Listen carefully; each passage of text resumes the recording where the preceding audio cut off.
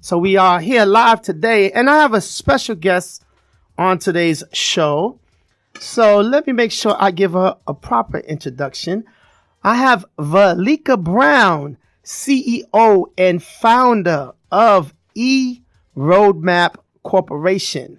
And this is a nonprofit corporation, and they are doing some wonderful things in the community, in their area. So we're going to talk to them. I'm going to talk to her about it, and we're going to learn more about it. So round of applause. How you doing? I'm awesome. Ms. Brown, how you doing? Great. How are you? I'm great. How you doing? Everything good? Everything is good. Oh, man. I appreciate you finding time in your schedule to come out here to, hang out with me and talk about, what's going on. I got word of what you're doing. I'll say, you know what? I like to talk to her, and so we could talk more about it, because I think what you're doing is great. And I hear you got more than one thing going on. Right. So where do we begin? I don't know. Where do we begin? You tell me. It depends on what you like most. Do you like to plant? Do you like to teach entrepreneurship? I like it all. Okay. I like it all. Okay. What got you into even starting the corporation? So it's interesting. eRoadmap stands for entrepreneurship is the roadmap to success. Because I've been an entrepreneur for over 25 years. And I remember just being really fortunate to have some amazing mentors and read great books and learn about these philosophies. And as it was changing my life, I really had that moment. And I said, you know what? Our kids need to hear about these philosophies and I have to be the one to teach them. So I started eRoadmap to teach young Black kids, marginalized kids, about entrepreneurship and how to win. Awesome. Do you have kids yourself? No, I don't, but my family's so close you think I would. There you go. Okay, so definitely it was a need for the kids. What happened after that? Like when you started that? So I was still working as an entrepreneur and building my business. And so I put together the nonprofit on paper, just really put the ideas together, about 100 type pages, just really getting it out as to what I wanted to express, what I thought could help. And I was in Maryland at that time. I'm from Virginia, so I've been here in Florida almost 8 years. Oh, okay. So you used to the hot weather then, right? No. Okay. I'm not used to this hot weather. And I tell you, DC traffic is tough, but Miami traffic is tough too. Yes, it is. But I moved here and I just decided to go full time within the nonprofit at that point. And of course, the first thing you have to do is meet with organizations, assess the needs of the kids. And I wanted to know what the kids needed to learn. And I met with individuals, and basically from that survey, they said we need to learn more about etiquette.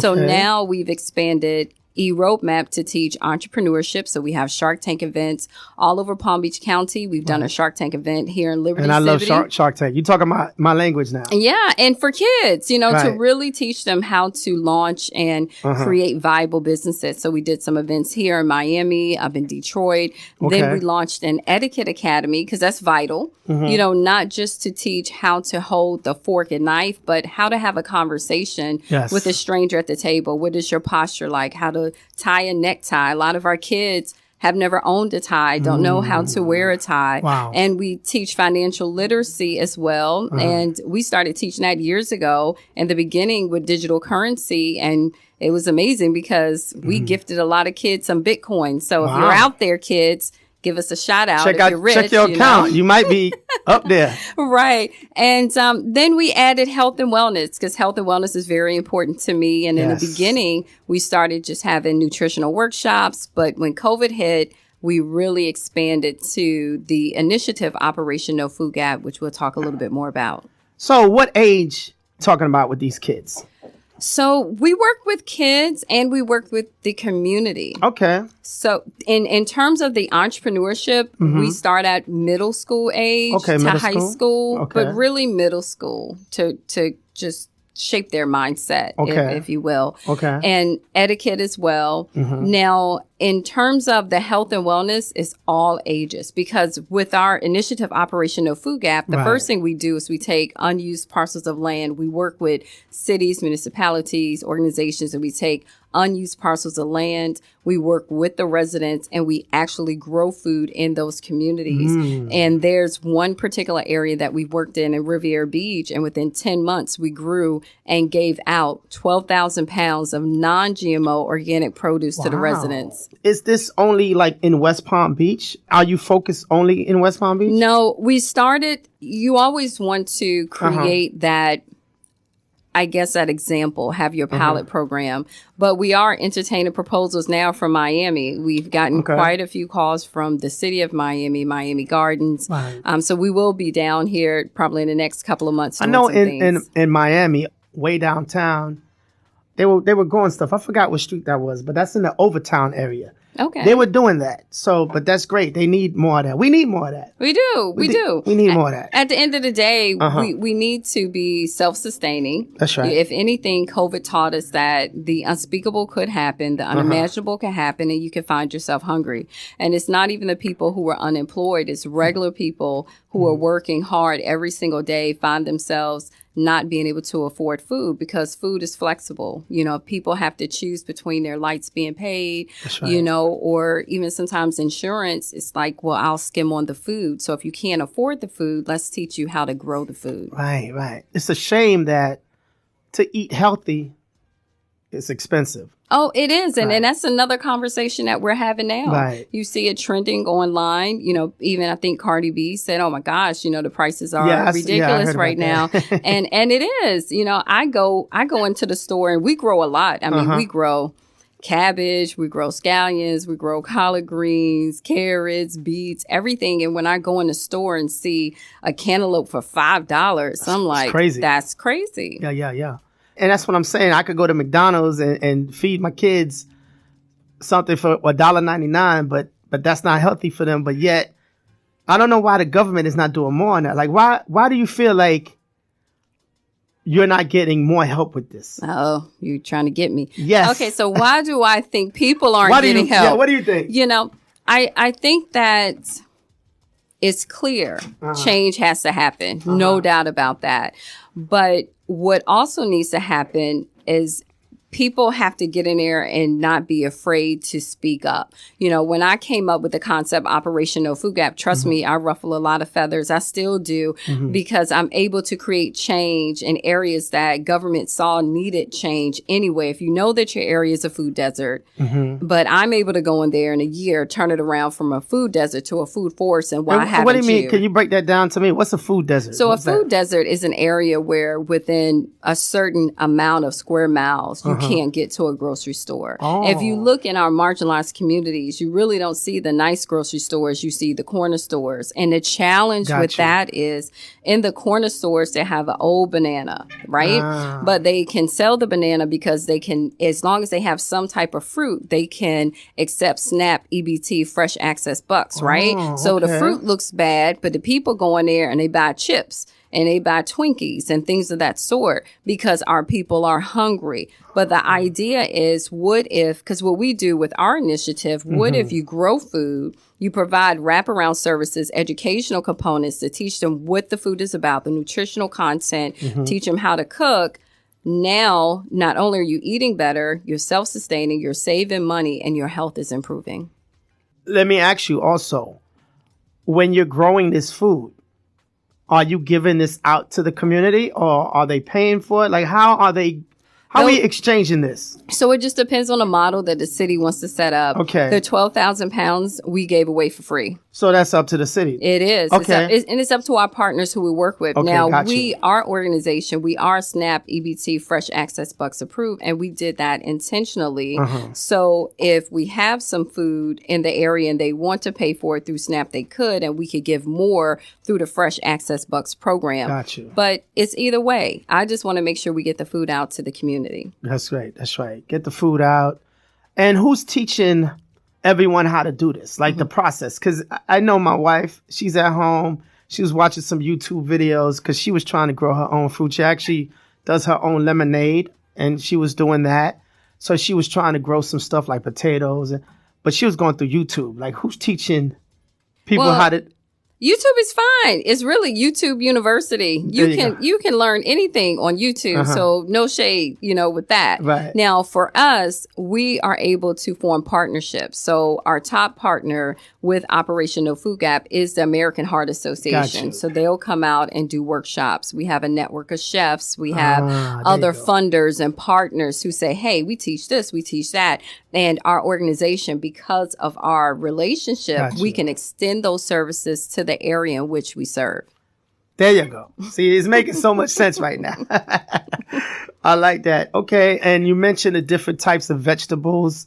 Anything else you guys are trying to add to that? Well, we're looking to just really show the model. Okay. The challenge with community gardens is not that people don't want to do them. They're hard. I'll use the word. They're hard to maintain because everyone's excited in the beginning, but when it's out there to pull some weeds, that's a whole nother ball game. I was going to say, because first of all, don't you need like an irrigation system? And it's pricey. Everything, yes. So everything has to come. And then, like you said, you have to pull the weeds out. You have to maintain a garden. And then the land itself. Right. Is that somebody that's giving up the land? That's where your partnerships come into play. You got some good partners. That's where your partnerships come. Okay, so that's a lot of work. It is a lot of work, but it's rewarding work. Right. I know for us, we have a very dedicated core of volunteers who come out at one particular site that we have every single Saturday at 7:30 in the morning, and they've been coming for 2 years. And this is in West Palm? Mm-hmm. Riviera Beach. Okay, Riviera Beach. See, I'm not too familiar with the West Palm area. But when I think of West Palm, I'm thinking like mansions and big houses and stuff like that. So you have areas in that area, like you said, Riviera Beach. And I know what you're struggling with. You get what I'm saying? But let me tell you, that's why I do the work that I do. Because I came here from Maryland. And I was like you. I'm saying, oh my gosh, Palm Beach County, West Palm Beach. Everyone's rich here. And then I'm looking around and there really is the great divide. You really do see the haves and the have-nots. And that's why I do the work that I do. Because when you have so much money floating around and yet right beside it, you have so much poverty, so many underserved communities, so many areas being overlooked. If I don't get in there to do the work, who will? If I don't bring attention to this, who will? If I don't say this is where your money is best used, who will? And so there are areas like that all over Florida, South Florida, and the U.S. And you'd be surprised, like you said, when you hear something like West Palm, you're thinking mansions, big houses. But yes, okay, good. Let's talk about some of the other pillars that you have. Okay. I know you mentioned the entrepreneur because you kind of ran through a lot of stuff quick, and I want to make sure we talk a little more in depth about it. With the entrepreneur, I know you said that you have a certain age, middle school and up. What kind of feedback are you getting from the kids when they come to this program? Well, they love it. Okay. And I'll share with you a story. Yes. Our first program we did was in Lake Worth, Florida. Okay. Which is near West Palm, so further up north. Yes. And we were called in because there was a big challenge. And the challenge was that's a small little area and they have fast food stores. And the fast food restaurants generally employ the kids. Okay. But because there was so much unemployment, there were no jobs for the kids because the parents were working at the job. Okay, gotcha. So now you have an issue where there's little money, no additional money coming into the household, right? So they asked us to come in and actually teach entrepreneurship to show the kids how to create other lines of income to support their household. And we did it. And it was amazing. We created 15 new entrepreneurs under the age of 15 who literally had viable businesses by the time we stopped. Can you give us some examples of those? Oh, yeah. You have kids. It was funny. You have kids who know how to sew. So now they're fashion designers. And we talked to, I remember speaking to the young lady that had that particular interest. And I said, this is how you get your contracts. These are the people. This is how you advertise. So it needs to be some grassroots, really type of training for these kids. And because of my background, I trained the kids the same way I was trained. So it's not theoretical. It's, really good hands-on approach to how to be an entrepreneur. Yeah. And we even had kids who wanted to start a nonprofit. I remember a young guy, he said he wanted his nonprofit to be The Happy. And so Right. The happy business. Happy what? The happy. Just be happy. But that causes you to ask why. Okay. And, he was suffering with depression. Okay. And he wanted to introduce ways to other kids to be happy. When we did an entrepreneurship program in Detroit, there was a young kid that started a nonprofit to teach chess and use chess as a solution to deal with mental illness. Because he was so frustrated in school, but he had an older gentleman that would play chess with him and it calmed him down. So he wanted to shape a business around a concept that worked for him. But again, if we don't work with our kids to take these ideas, turn them into true businesses, how can we change? Do you have any success stories where they're making some good money behind it yet? Or is it still in the building stages? Yeah, I think they're still just playing around with it. But Michanie, she's a really good example. Now, she makes good money because she can actually design dresses. She even got a phone call of having one of her dresses featured in a museum because she did like this paper mache design. How old is this young lady? It's like 15. Wow, nice. Right. So they definitely can do it. Right. No doubt about it.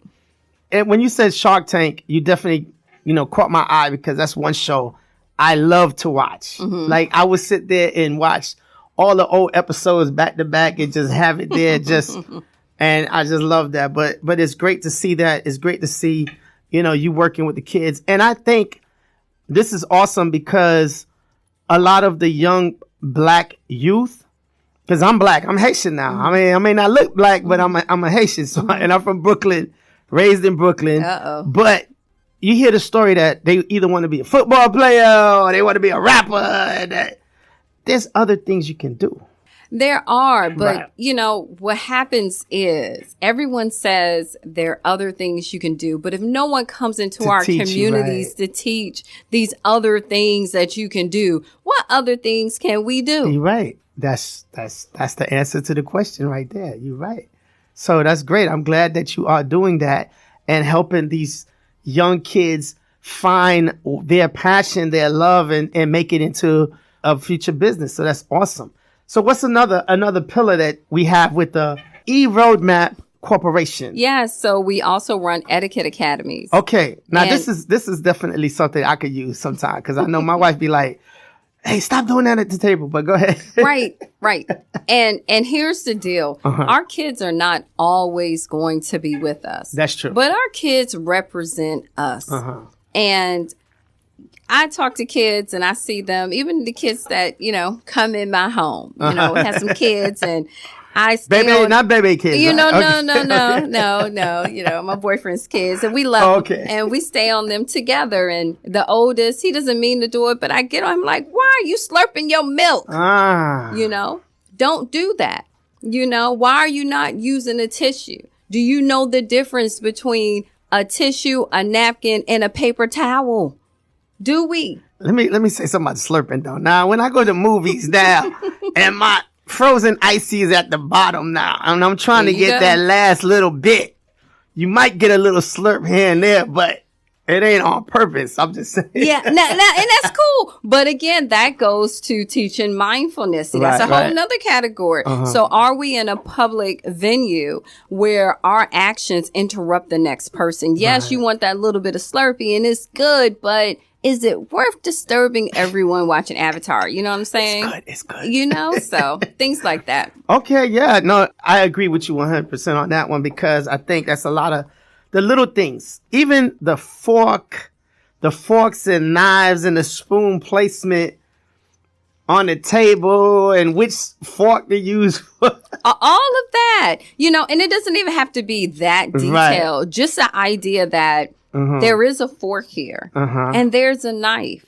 So how about other than stabbing your piece of chicken and picking it up and biting it with a fork, that we put it on a plate and we use the fork and accompany it with the knife and cut it. It might be some good chicken though. But yeah.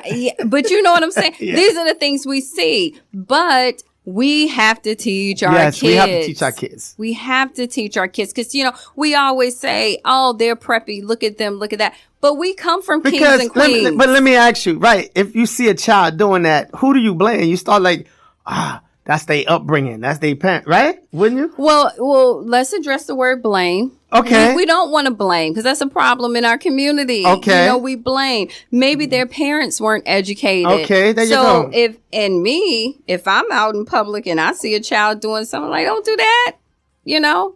Okay. And that's okay. You know, are we not our neighbors, you know, our brother's keeper, you know? Well, we should be. We should be. I think nowadays times are a little difficult, kind of change, but we should be. Like we say, takes a village to raise a child. So yes, the village should be able to make corrections.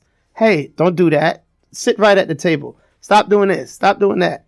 Absolutely. And some of the things that we teach in the Etiquette Academy, not just the table setting, but again, like tying the necktie. Oh, man. Do you know how many kids don't know how many adult men don't know? Yes. And what was interesting, one of the Etiquette academies that we ran in Delray Beach, 30% of the population that attended our academy, they were homeless.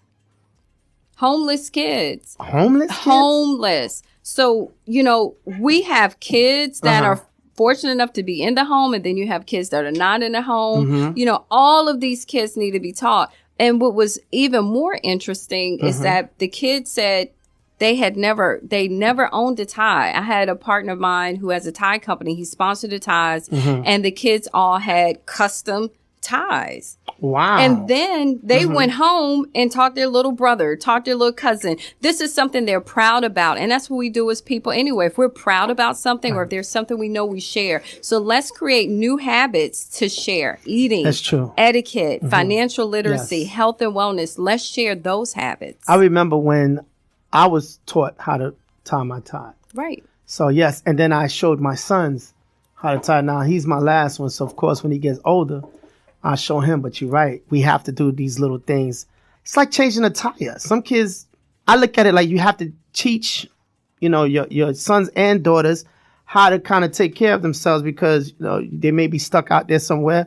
They need to be able to, you know, survive because this world is not a pretty world.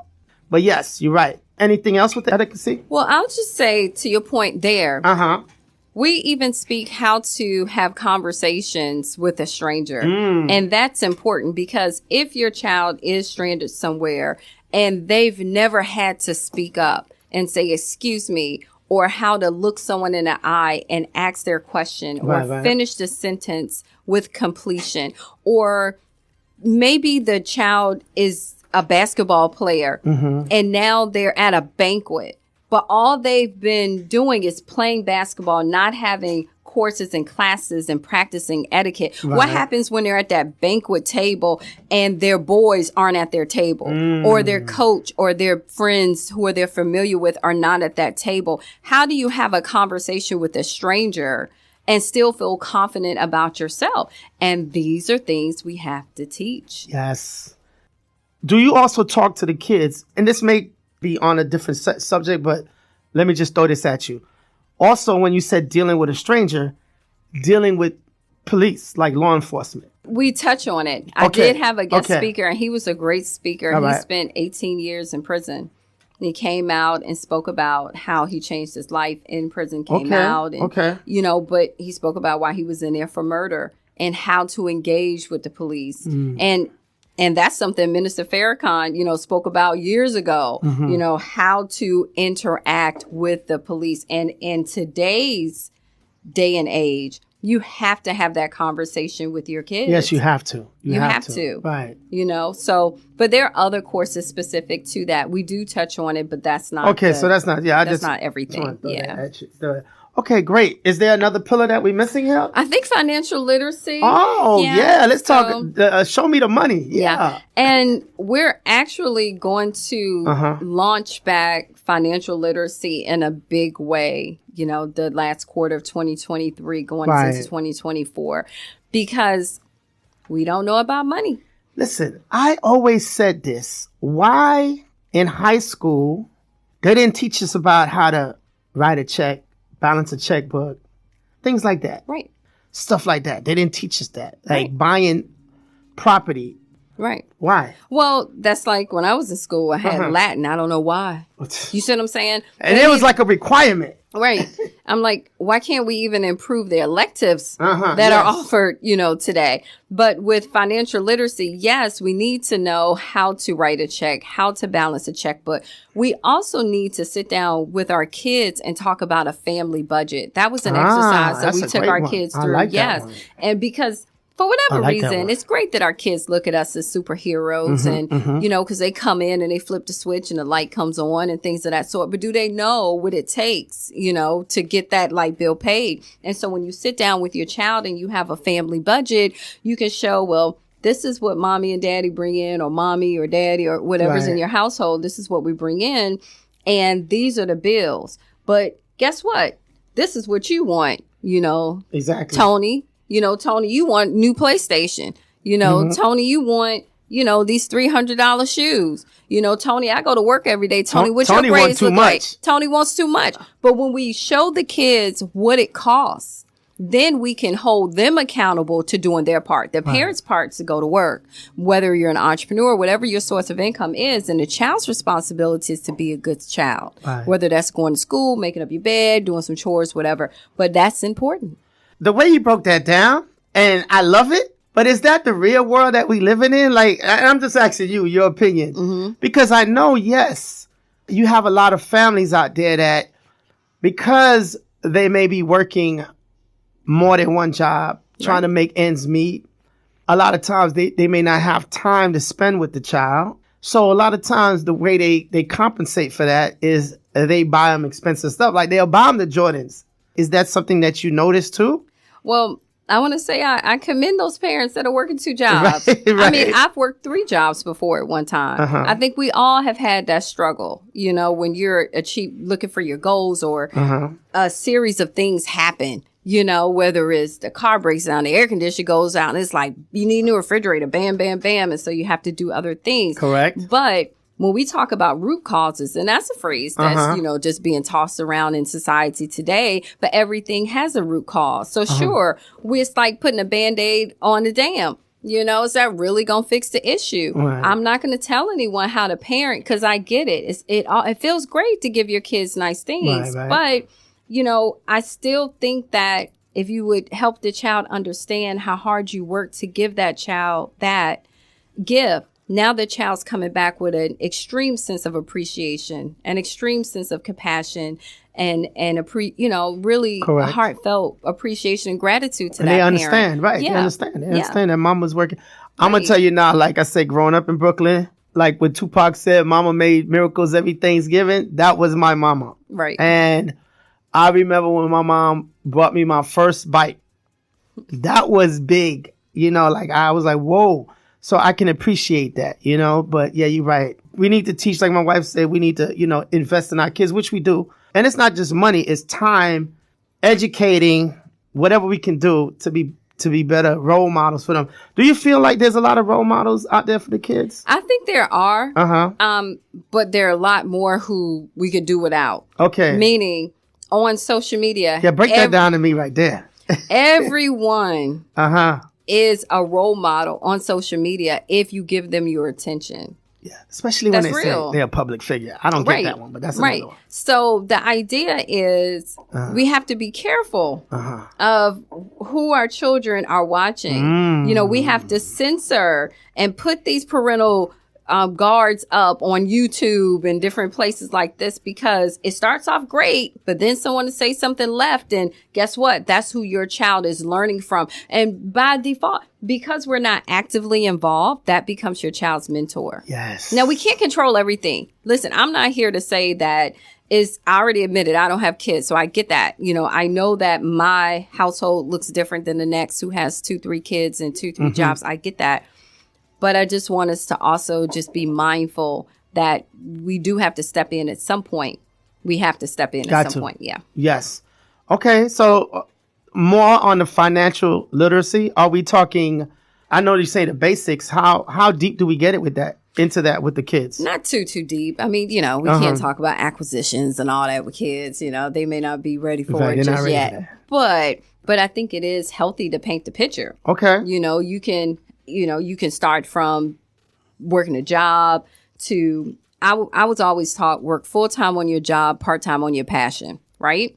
So you start at your job, but you got a little side hustle. So you have a little side hustle, you're generating some income. That income goes to fuel your business. You know, now you have your business. Now you're understanding passive lines of income, multiple lines of income. You know, now you buy some property. What are your lines of income? It could be real estate. It could be this. It could be that. It could be blah, blah, blah. You know, now you take that and you have a lifestyle. So I think it's healthy to paint the picture for the kids so they understand, like, I don't have to work a 9 to 5. If I find a 9 to 5 that I really enjoy, that's great, but I don't have to work a 9 to 5. Right. But we also have to reel in these kids, because social media make you think that you born out the womb as an entrepreneur. Correct. But they won't teach you what it takes to be an entrepreneur, you know, so. And I was going to ask you about the social media. How does you feel like that impacts what you're doing? And I was going to ask you that. I think that social media is a tool. Right. And depending on how you utilize it, it can be good for you or bad for you. I know personally our organization underutilizes social media because we're still a small nonprofit. So we're just not utilizing it the best we should. Now, if you have a business, put yourself out there, you know, build your brand, so on and so forth.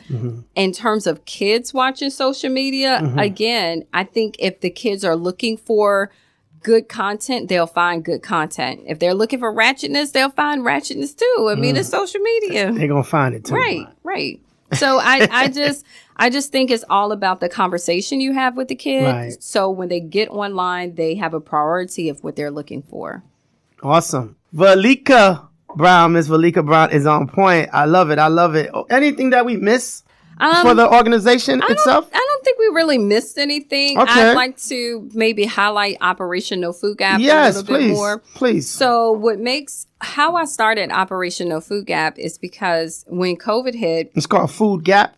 Operation No Food Oh, Gap. Operation No Food Gap. And the website is nofoodgap.org. Okay. And so I'm a big proponent for feeding people. And when COVID hit, everyone was getting food out and I was being called. And I mean, I would drive 30, 40 miles away, pack my car up with boxes of food, drive around door to door, literally give the food out. That's what I would do. Right. Okay. And I even arranged for a food distribution of about 13,000 pounds of food for one particular city. But the challenge with that is I started looking at the boxes and I said, you know what? This isn't healthy. People don't know what this butternut squash is. Number 2, they don't have the tools to cut the darn squash. And 3, they don't know how to cook it. So how is this really helping the people? You feed them a bunch of bread, bunch of milk. Milk causes mucus. Not going to go on my health rant right now, but just letting you know. So that's another show. It's a whole nother show. Yes. But, but I knew that I wanted to figure out a solution that would feed the people, empower the people, and feed them in a healthy way that wouldn't come back and bite them in the butt. So Operation No Food Gap, we launched it. We started to grow food with residents, for residents in the community, and the food stays in those communities. So we build farms, we build gardens, we have wraparound services. So we have educational workshops, cooking demos, art therapy sessions, yoga, tai chi, all of that on the properties in which we grow the food. And then I said, well, let's launch fresh markets. Okay. Because when we talk about a food desert, you can grow the food and we were putting it out on tables, but I didn't feel like that was a lot of dignity. Once we harvested it, rinsed it off, put it on the tables, the residents would come and pick it up. But I just didn't think it was a lot of dignity in that. So we started building fresh markets out of container units. So essentially stores in these communities. So we would harvest the food. Now, so you would use a container unit to do that? Yeah, we've remodeled. Oh, that's nice. It. Yeah, I had to send you some photos. Oh, so, yes. Yeah, so that's part of our model. Yeah, and because we wanted to provide dignity, we wanted to harvest it, clean the food, and keep it cool before the residents came to pick it up. Beautiful, and, wonderful. Yeah, then we were able to get a van. So we received a grant. We got a van, so now we can deliver the food.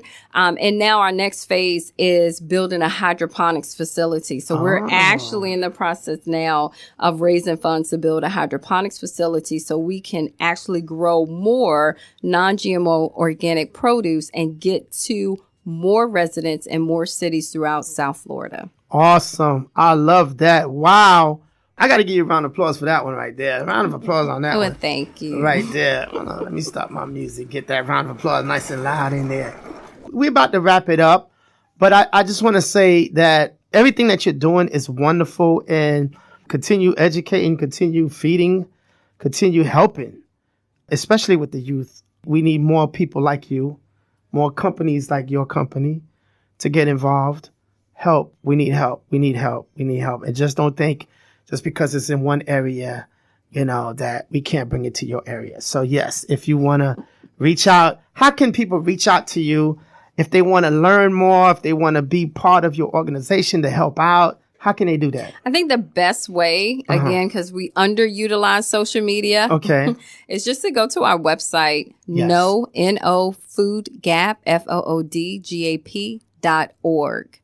And you can send us an email. You can register to volunteer. You can say, hey, I want to be a partner. If you are an organization that says, hey, we have some funding and we'd like to bring you in to help this particular community, we'd be happy to talk about that as well. Thank you so much for your time today. Thank you so much for your time today. Thank you so much, Ben Hops. It was great. I enjoyed it. It was worth all of the bumper-to-bumper traffic to get here. I know. Hopefully you won't have that traffic going back. But let's hope. Thank you so much.